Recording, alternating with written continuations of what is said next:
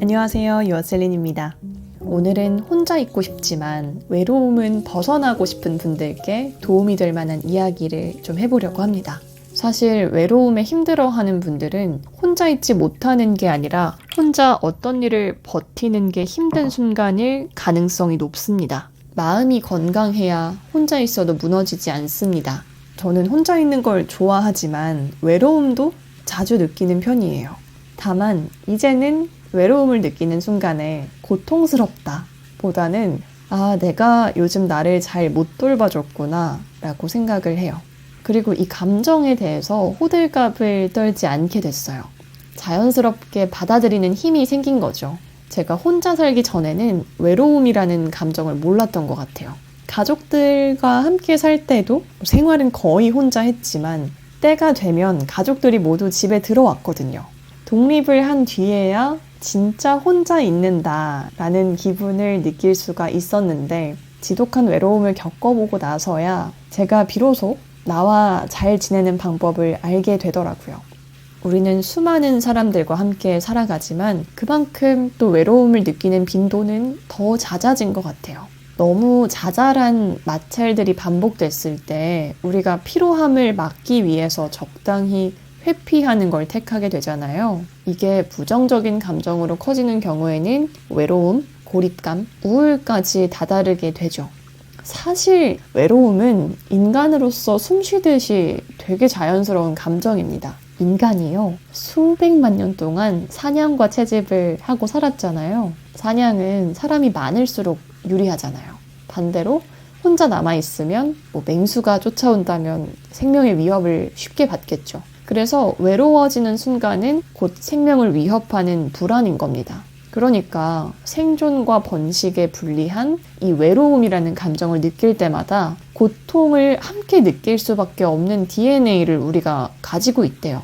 이렇게 생각을 하면 다들 혼자 잘만 있는데 나는 왜 이렇게 외롭지?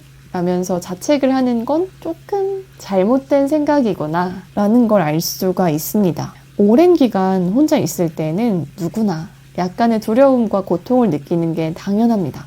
근데 우리가 이 감정을 어떻게 다루느냐에 따라서 건강한 사람이 있고 그렇지 않은 사람으로 나눠지는 거예요. 제가 추천드리는 혼자서 잘 지내는 방법 중에 첫 번째는요, 나 이외의 생명체를 돌보는 겁니다. 지금은 독립을 하고 제가 두 번째 집에 살고 있는데요.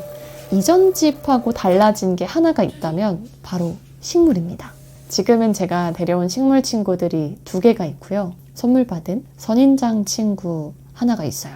총 3개의 반려식물과 함께 살고 있습니다. 식물을 집에 들이고 나니까 제가 사는 공간에 나 말고 다른 생명체가 있다는 사실 자체가 삶의 활력을 만들어준다는 걸 알게 됐어요. 하루하루 눈치챌 순 없지만 일주일에 한 번씩 물을 줘야 되거든요. 근데 물을 줄 때 자세히 좀 보면 이파리 크기가 확실히 달라져 있는 게 되게 신기해요. 반대로 키우는 것 중에 하나가 저 고려담쟁이라는 거거든요. 이파리가 되게 작아요. 이파리가 하나 떨어지면 그렇게 속상해요. 내가 물을 잘못 줬나?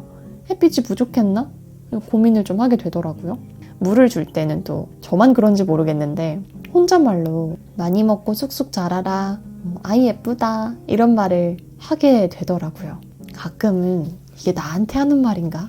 라고 느껴지기도 합니다. 내 손길이 닿아야 자랄 수 있는 생명체를 돌보는 순간 어쩔 수 없이 몸을 움직이게 되죠. 그리고 아주 작은 애정들을 주기적으로 갖게 됩니다. 무언가에게 마음을 주기 위해서는 내 마음의 공간을 넓히게 되거든요. 그래서 식물이나 동물을 아주 잘 키우는 사람들은 마음의 여유가 넉넉하더라고요. 누군가를 돌봐주는 순간에 이미 나는 무언가를 돌볼 수 있는 아주 단정한 사람이 되었기 때문이죠.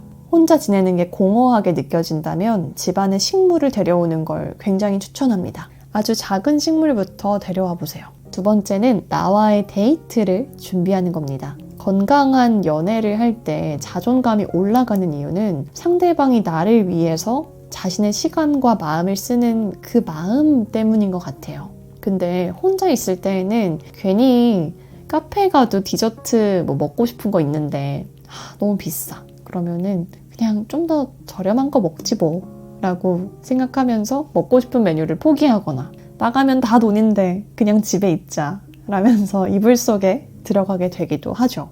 여러분은 마지막으로 나와의 데이트를 한 게 언제인가요? 굳이 거창한 데이트가 아니어도 괜찮아요. 좋아하는 사람과 잠깐 산책을 해도 되게 좋은 것처럼 나와의 데이트도 순간의 행복을 미뤄서는 안 됩니다. 저는 가벼운 산책을 정말 강력 추천하는데요. 아침에 일어나서 잠깐 5분, 밥 먹고 5분, 아니면 자기 전에 10분 이렇게 짧게 시간을 내서 굳이 산책을 하면요. 나를 챙겨주는 행복이 점점 복리로 쌓입니다. 저는 산책을 너무 좋아해서 많이 하는 것 같고 종종 혼자 미술관 같은 공간에 놀러 갈 때도 누구랑 만나는 것처럼 준비를 신경 써서 해요. 혼자 있는다고 대충 입고 나가면 나를 대충 대하게 되더라고요. 생각해보면 오늘의 나를 만날 수 있는 건 딱 하루, 오늘뿐입니다. 그러니까 아주 사소하더라도 나와의 데이트를 놓치지 않으셨으면 좋겠어요. 마지막은 웃는 일을 챙겨서 만드는 겁니다. 혼자 오래 있다 보면요. 웃을 일이 없어지는 게 좀 자연스러워져요. 왜 그렇잖아요. 웃긴 예능 프로그램도 누구랑 같이 볼 때 더 웃긴 법이잖아요. 행복해서 웃는 게 아니라 웃어서 행복해진다는 말을 한 번쯤 들어보셨죠? 사람의 뇌는 웃었을 때 도파민이 나온대요. 괜히 그 웃음 치료 자격증이 있는 게 아니죠. 그러면 혼자 방 안에서 하하하 이러고 웃어야 되냐? 아직 저는 해본 적은 없습니다. 좀 아직 어색하네요. 웃는 일을 챙겨서 만드는 제가 쓰는 2가지 방법이 있어요. 첫 번째는 사람을 만나는 겁니다. 외로움을 느끼면 아이러니하지만 스스로를 더 좀 고독으로 몰아넣곤 하잖아요. 인간관계가 어렵게 느껴지고 온전치 못한 내 모습으로 누군가를 만나는 게 엄청난 체력 소모로 느껴질 때가 있죠. 또 너무 착한 사람들은 이런 모습 자체를 보여주는 게 미안해서 연락을 끊기도 합니다.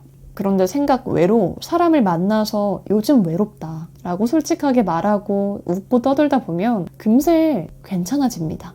중요한 포인트가 뭐냐면요. 안 외로운 척 하지 않는 거예요.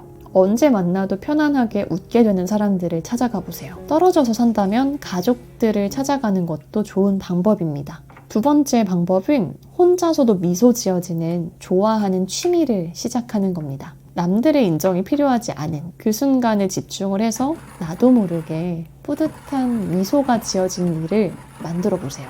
취미는 분명히 구지의 영역이자 사치가 맞거든요. 그래서 더 해야 된다고 생각해요. 혼자일수록 자주 웃고 사람들이랑 연결되어 있어야 합니다. 오늘은 이렇게 혼자서도 잘 지내는 3가지 방법에 대해서 이야기를 나눠봤는데요. 외로움은 나쁜 감정이 아닙니다. 정말 자연스러운 감정이고 더 나에게 솔직해져야 하는 감정이죠. 많은 사람들과 함께 있을 때에도 외로움은 있습니다. 문득 외로움의 힘든 순간이 찾아오면 내가 요즘 혼자서 버티기 힘든 일들이 좀 많구나. 나를 잘 챙겨줘야겠다 라고 생각을 해주세요. 그걸 알아차리는 순간 짧은 시간 내에 좋아지실 거예요. 분명 좋아집니다. 그럼 오늘도 잘 표현하고 알아주는 하루 보내시길 바라겠습니다. 안녕.